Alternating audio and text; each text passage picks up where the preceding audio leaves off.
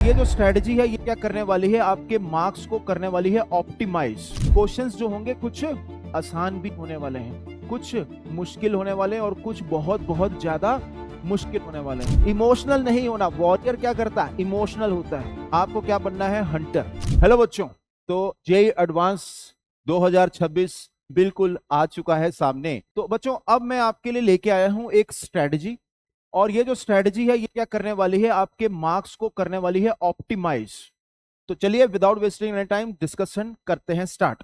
तो बच्चों मेरा नाम है युगसरीन, मैं खुद एक आईआईटीएन हूं। 2009 का आईआईटी रुड़की का पास आउट हूं और कंटिन्यूअसली आईआईटीएंस प्रोड्यूस कर रहा हूं विदाउट चेंजिंग एनी फील्ड।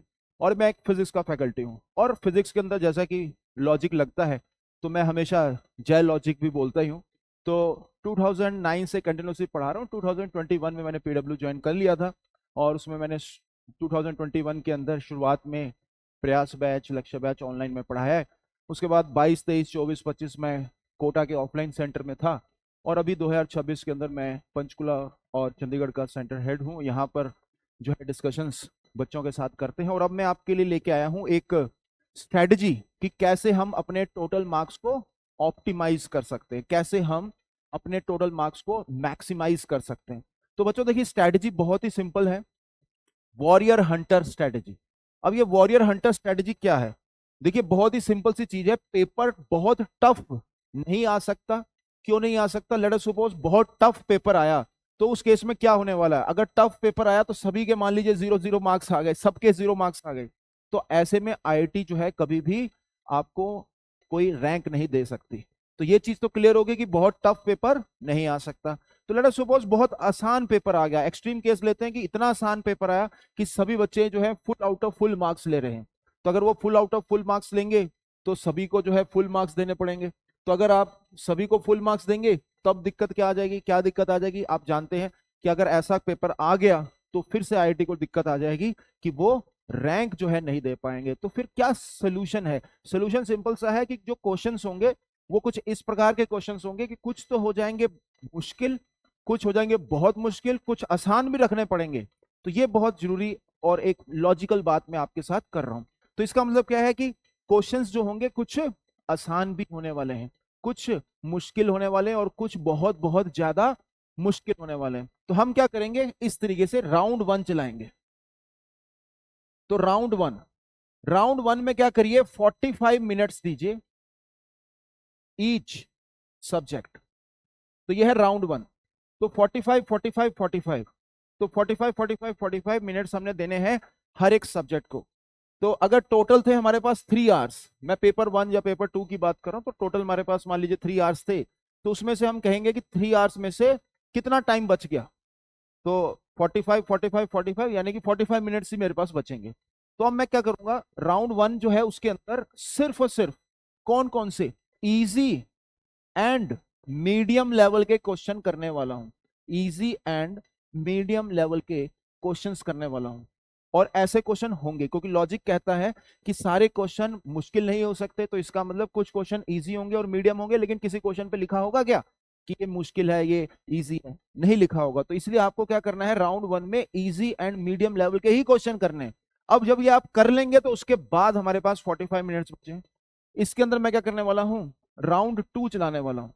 तो इसके बाद मैं राउंड टू चलाऊंगा, और इसके अंदर क्या करने वाला हूं, 15 मिनट्स देने वाला हूं ईच सब्जेक्ट। अब जब मैं 15 मिनट्स, सॉरी 15 नहीं, 10 मिनट्स दूंगा, 10 मिनट्स दूंगा ईच सब्जेक्ट, और इसके अंदर मैं मीडियम लेवल के क्वेश्चन करने वाला हूं ईच सब्जेक्ट। ठीक है, यानी कि एक्सट्रीम डिफिकल्ट वाले मैंने क्वेश्चन अभी भी नहीं अटेम्प्ट दिए। और मेरे पास कितना टाइम बच जाएगा, अगर मैं 10 10 मिनट्स दे रहा हूं तो 45 मिनट्स बचे थे, तो ये हो गया हाफ एन आवर, तो 15 मिनट मेरे पास और बचे हैं। तो उसके अंदर आएगा राउंड थ्री। अब राउंड थ्री के अंदर अब मैं क्या करने वाला हूं, 15 मिनट देने वाला हूं किसको, अपने फेवरेट सब्जेक्ट को। जैसे लेट अस सपोज फिजिक्स आपका फेवरेट सब्जेक्ट है, तो आखिरी के 15 मिनट में आप फिजिक्स के क्वेश्चन करेंगे, और कौन से, सबसे ज्यादा डिफिकल्ट वाले।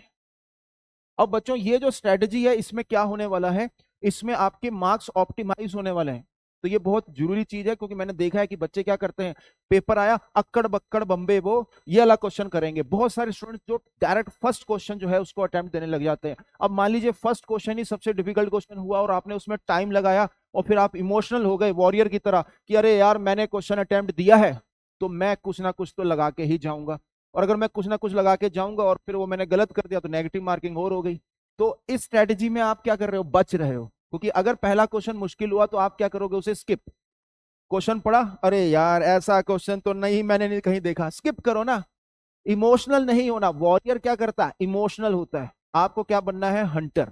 तो यही वो स्ट्रेटजी है जिसको मैं कह रहा हूं वॉरियर हंटर स्ट्रेटजी।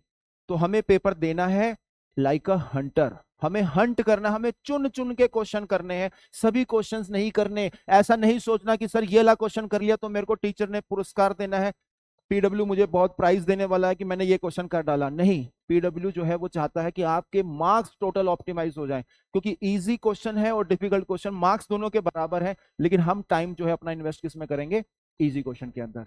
तो बस छोटी सी ये वीडियो थी। तो इस वीडियो के अंदर मैं यही बताना चाहता था कि जेई एडवांस जो आने वाला है उसमें घबराना बिल्कुल नहीं, ठीक है। सुबह जो है आप ऐसा कर सकते हो कि नींद तो प्रॉपर लेनी ही ऑब्वियसली, खाना जो है वो लाइट रखिए, फ्रूट्स वगैरह खाइए, वेजिटेबल्स जो है उसको रखिए, छोले भटूरे खा के नहीं जाना, ठीक है ना, हैवी जो है ब्रेकफास्ट नहीं होना चाहिए। और जो ब्रेक मिलेगी उसमें रेस्ट करना, पेपर 1 और पेपर 2 के बीच में। और जो वॉरियर हंटर की स्ट्रेटेजी जो बताई है उसको आपको फॉलो करना है, ठीक है बच्चों। तो बस इतना ही था, और पीडब्ल्यू और मेरी तरफ से जो है आपको best wishes for JEE advance 2026 फोड़ के आना है। बाय।